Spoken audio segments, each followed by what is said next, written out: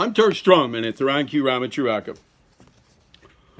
Continuing here with our narration of the Astral World, its scenes, dwellers, and phenomena by Swami Panchadasi, 1915 publication. Chapter 1 was The Seven Planes. From pages 12 through 19 is Chapter 2, The Astral Regions. In the occult teachings, we find frequent references to what are called the astral regions and the inhabitants and phenomena of said regions. Like the term plane, this term region has caused much misunderstanding. The old occultists used it in a loose sense, knowing that their pupils clearly understood the real significance. They did not care whether or not other persons understood. But the modern investigator, without the benefit of a teacher, often finds himself confused by this mention of regions of the astral plane, and frequently finds himself thinking of them in the sense of the heavens and hells of the old theology as definite places in space. But these astral regions are nothing more than vibrational manifestations on the astral plane, which have no special reference to any set-aside portion of space, and which manifestations may and do occur at almost any point of space. The astral regions occupy the same space as the material regions, neither interfering with the other. The term astral is derived from the Greek word meaning related to a star, and was originally used in describing the heavens of the Greeks, the abodes of their gods. From this sense and usage, the term widened in application until it was employed to indicate what might be called the ghost land of the ancient people. This ghost land was believed to be inhabited by beings of an ethereal nature, not only disembodied spirits, but also angelic beings of a higher order. The ancient occultists of Greece and other Western lands thus naturally fell into the custom of using the familiar term to indicate that which we know as the astral plane in modern occultism. Of course, the Oriental occultists had their own terms for this plane of manifestation, which terms were derived from old Sanskrit roots, and which were much older than the Greek terms. But as the use of Sanskrit terms has a tendency to confuse Western students, the best Oriental teachers today in teaching Western students almost always use the old Greek occult terms. At this point, I must answer a question which usually presents itself to the mind of the intelligent student at about this particular stage of the teaching. It is probably in the mind of the student who is reading these words. At this particular moment, the question may be stated as follows. How is it possible for anyone to speak intelligently of the phenomena of the astral plane, if that plane was on a higher vibratory scale than the physical senses? How can one visit and perceive things on the astral plane without his body being dematerialized? Well, this question is a natural and perfectly fair one, and evidences the inquiring mind which the true occultist always possesses. And no true occult teacher will hesitate for a moment in frankly answering it. For remember this always, my students, that the occult teaching is not based merely on the principles laid down as gospel by the old occultists. Respect, yes, great respect is paid to these old teachings, of course. But every advanced occultist knows that he must actually experience the manifestation of occult phenomena before he can positively pronounce the same to be an occult truth. Such experience comes to every advanced occultist when he reaches the necessary stage of development which alone renders such experiences safe for him. Like the scientist The true occultist learns by his own experience, built upon the recorded previous experience of others. To the advanced occultist, the phenomena of the astral plane is just as real, just as readily sensed, as is the phenomena of the material plane to those who function upon it. But to answer the question, one does not have to disintegrate or dematerialize his physical body in order to visit or sense the astral plane and its phenomena. There are two avenues of approach to the astral plane, as follows. 1, by the employment of the astral senses, and 2, by visiting in the so-called astral body. Let us consider these avenues in turn. By the term, the astral senses, occultists indicate that wonderful secondary set of senses corresponding in office to the 5 physical senses, by means of which man is able to receive impressions on the astral plane.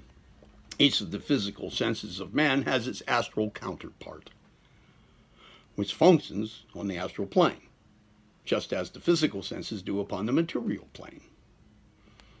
Thus, every man has in latency the power of seeing, hearing, feeling, smelling, and tasting on the astral plane by means of these 5 astral senses. Nay, more, as all advanced occultists know, man really has 7 physical senses instead of 5, though those additional 2 are not sufficiently developed for use in the average person, although the occultist of fair attainment generally unfolds them into use. And even these 2 extra physical senses also have their astral counterparts. In the cases of persons who accidentally or through careful training have developed the power of astral vision, perception through astral sight, the scenes of the astral plane are perceived just as clearly as are those of the material plane perceived by the physical sense of sight. The ordinary clairvoyant has flashes of this astral vision, as a rule, and is not able to sense astrally by an act of will. The trained occultist, on the other hand, is able to shift from one set of senses to the other by an act of will whenever he wishes to do so. In fact, such occultists may function on both planes at the same time, in this way, if they so desire. In cases of clairvoyance or astral visioning, the occultist remains in his physical body and senses the phenomena of the astral plane quite naturally or easily. It is not necessary for him even to enter into a trance condition or any abnormal state or condition, and still less it is necessary for him to leave his physical body in such cases.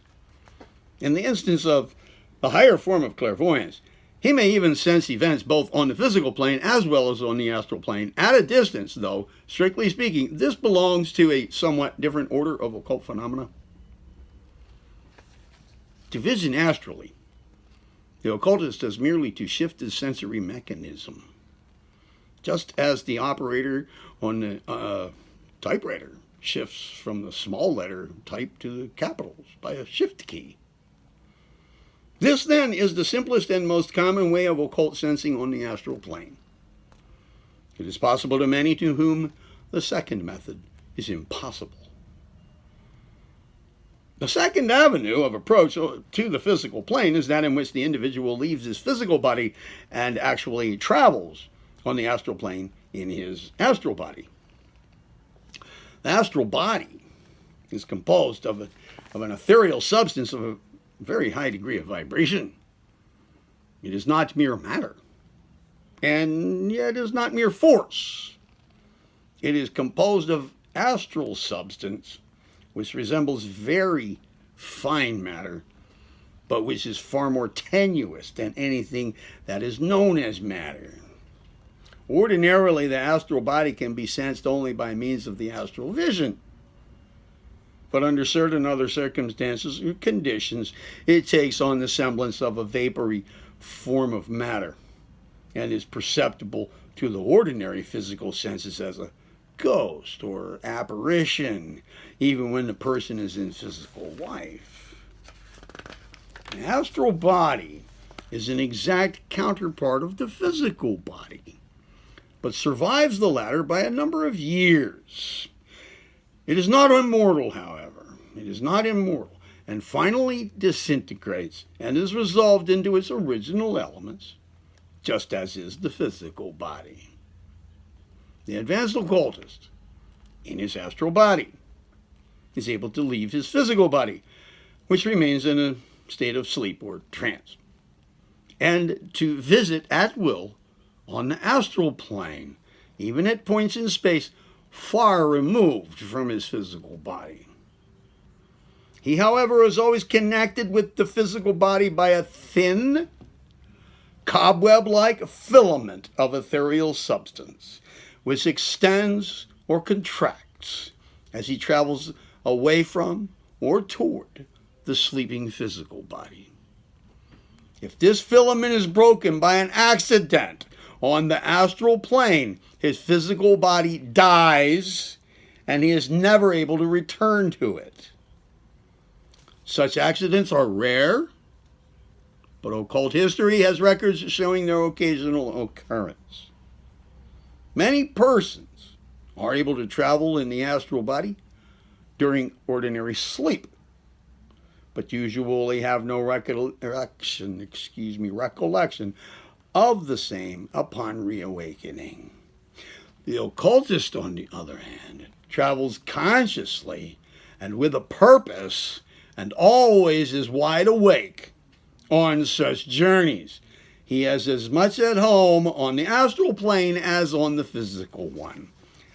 And so, student, you see how the occult teaching regarding the astral plane has been obtained, and how such teaching has as firm a basis in actual experience as have those based on physical observation, experiment, and experience. Moreover, every occultist may verify the teaching for himself, in fact, actually does so. Chapter 3 will be Reality of the Astral.